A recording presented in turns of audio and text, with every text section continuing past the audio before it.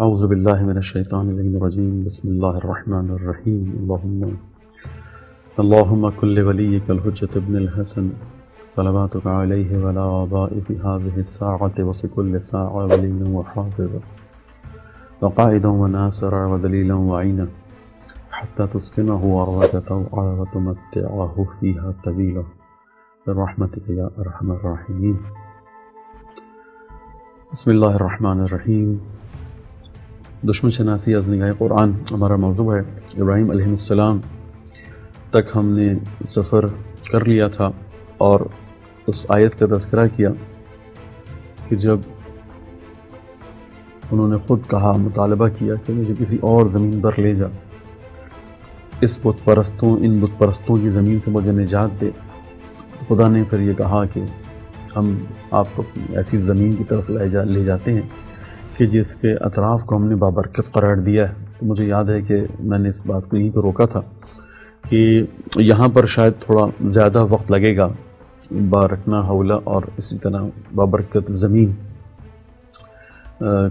اسی موضوع کو یہاں سے سٹارٹ لیتے ہیں کہ یہ جو ابراہیم علیہ السلام کو کہا گیا کہ آپ کو ایک بابرکت زمین کی طرف لے کے جاتے ہیں، بلکہ خود ابراہیم علیہ السلام کہتے ہیں کہ مجھے خدا لے کے جائے گا اپنی طرف۔ بابرکت زمین کو خود پچھلی آیت میں کہا کہ اپنی طرف لے کے جائے گا۔ سورہ اسرا کی آیت نمبر 1 پہلی آیت ہے، سبحان الذی، بسم اللہ الرحمن الرحیم، سبحان الذی اسرا بعبدہ لیلا من المسجد الحرام الی مسجد الاقصی الذی بارکنا حولہ لنریہ من آیاتنا انہ هو السمیع البصیر۔ اس قدر پاکیزہ ہے وہ ذات جس نے سیر کرائی اپنے بندے کو، کہاں سے؟ مسجد حرام سے لے کر مسجد اقصی میں رات کے وقت۔ وہ مسجد اقصی بارکنا حولہ کہ جس کا چاروں طرف جو بابرکت سرزمین ہے، لنوریہ تاکہ ہم دکھا سکیں اپنی آیات میں سے، انہ هو السمیع البصیر کہ واقعاً سب سے زیادہ سننے والا اور دیکھنے والا سمیع بھی وہی ہے اور بصیر بھی وہی ہے۔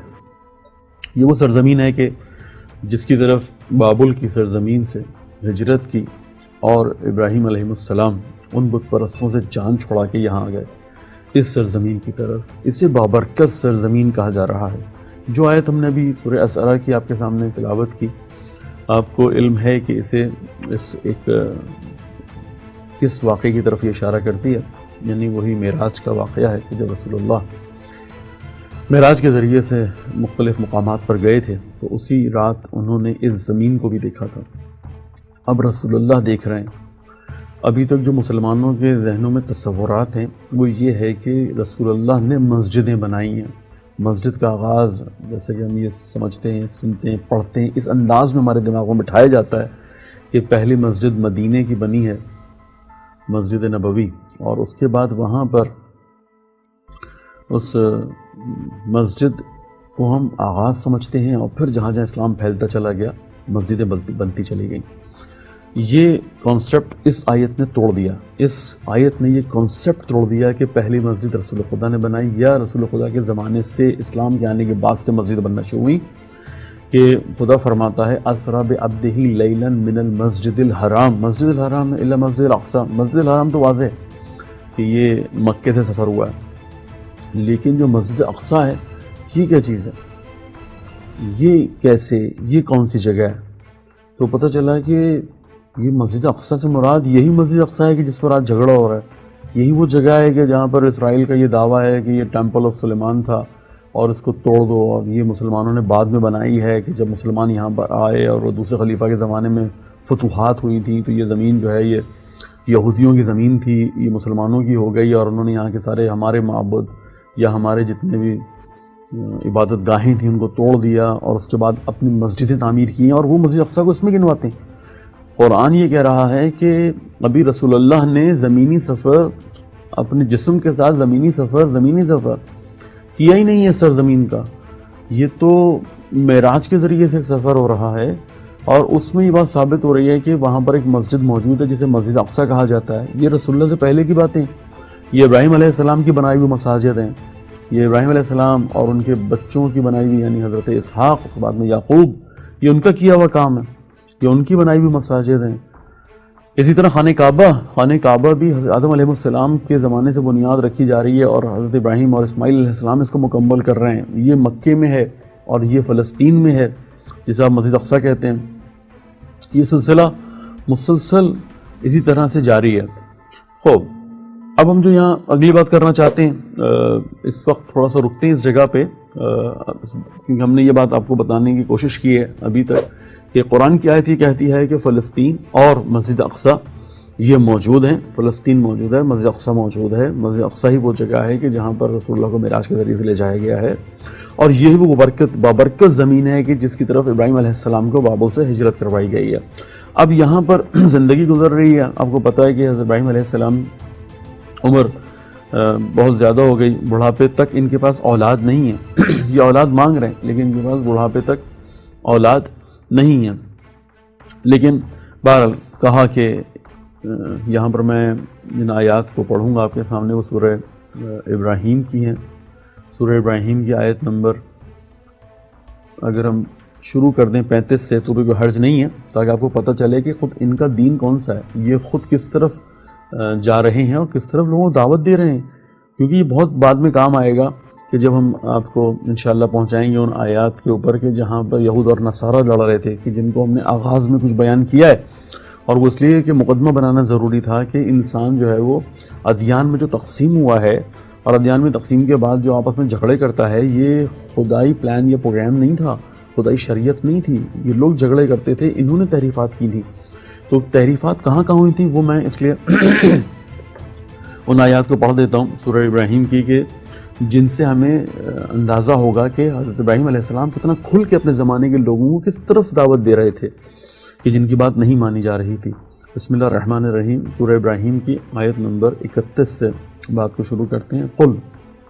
قل لعبادی الذین آمنوا یقیموا الصلاة وینفقون مما رزقناہم سرا وعلانیہ من قبل ان یاتی یوم لا بیع فیہ ولا خلال۔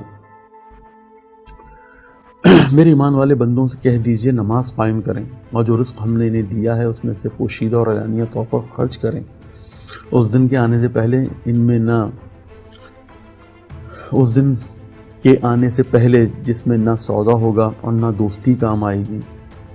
اللہ الذی خلق السماوات والارض وانزل من السماء ماء فاخرج به من الثمرات رزقا لکم وسخر لکم الفلک لتجری فی البحر بامرہ وسخر لکم الانہار۔ اللہ ہی نے آسمانوں اور زمین کو پیدا کیا اور آسمان سے پانی برسایا، پھر اس نے تمہاری روزی کے لیے پھل پیدا کیا، کشتی کو تمہارے لیے مسخر کیا تاکہ اس کے حکم سے سمندروں میں چلیں، اور دریاؤں کو بھی تمہارے مسخر کیا۔ وسخر لکم الشمس والقمر دائبین وسخر لکم اللیل والنہار۔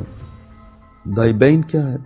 تو اس نے ہمیشہ چلتے رہنے والے سورج چاند کو تمہارے لیے مسخر کیا، رات اور دن کو بھی تمہارے لیے مسخر کیا۔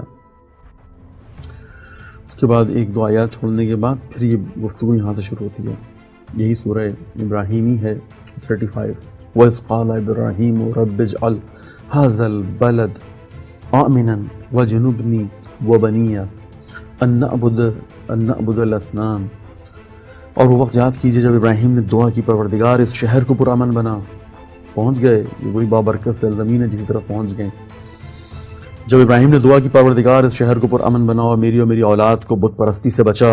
ربی انہن اضللن کثیرا من الناس فمن تبعنی فانہ منی ومن عصانی فانک غفور رحیم۔